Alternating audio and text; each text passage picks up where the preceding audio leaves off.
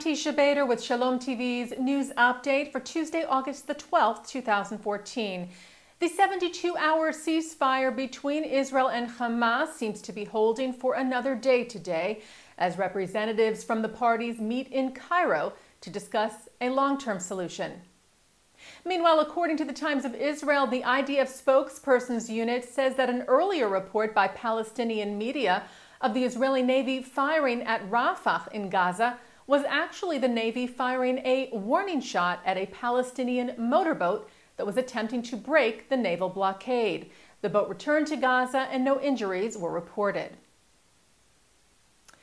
The Foreign Press Association in Israel issued a statement yesterday against Hamas's treatment of journalists reporting on the conflict from Gaza. In the statement, the FPA said it was protesting in the strongest terms the blatant, incessant, forceful, and unorthodox methods employed by the Hamas authorities and their representatives against visiting international journalists in Gaza over the past month. The FPA statement followed new directives issued Sunday by Hamas, ordering that foreign reporters working in Gaza must hold a press card issued by the Hamas press office and must provide that office with information including where the journalists will be staying and who their Palestinian translators and assistants are. Without this card, Hamas said that journalists will not be allowed in Gaza. Responding to the new directives, the FPA said the international media are not advocacy organizations and cannot be prevented from reporting by means of threats or pressure, thereby denying their readers and viewers an objective picture from the ground. Executive Vice Chairman of the Conference of Presidents of Major American Jewish Organizations, Malcolm Homeline, said the statement was a significant one, noting that the FPA is a strictly independent association.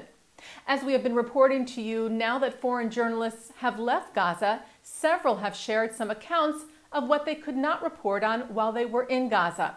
And Homeline said, "We hope that other journalists will tell the truth about what they witnessed and about the limits that were placed on their ability to report actually and factually what took place." Israel's Interior Minister announced today that he was making a change to the country's law of return.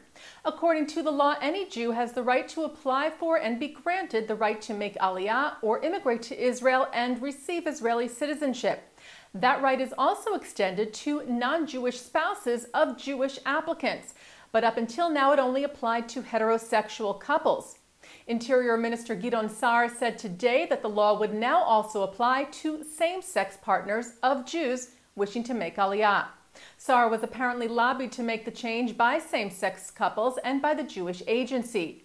He said today that the change in the law is effective immediately and that now the gates of Israel will be opened before every Jew and his family without discriminating against his lifestyle.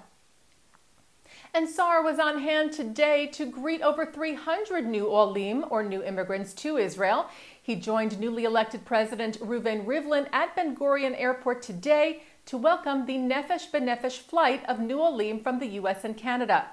As we reported to you on Friday, the flight departed Kennedy in New York yesterday and landed today, bringing the 338 new immigrants, including 108 young men and women who plan to join and serve in the IDF.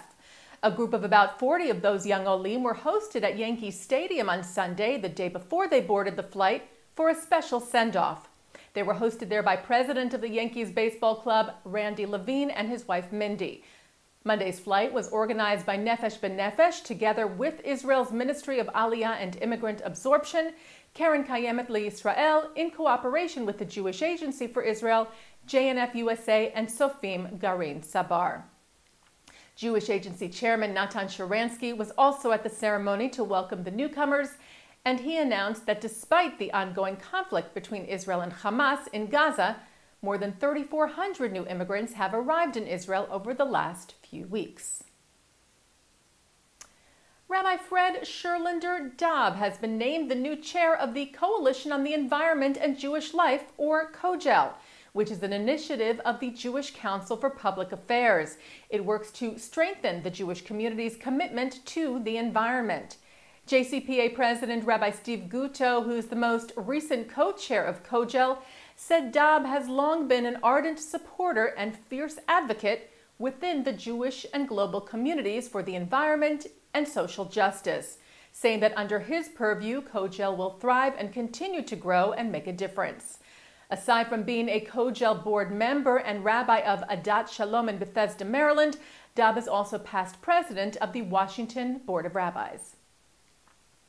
And turning now to our Shalom TV programming for tonight, Tuesday, August the 12th, at 8 o'clock, Hebrew University professor Melila Hellner-Eshed speaks about the Zohar texts at a program by the Academy for Jewish Religion.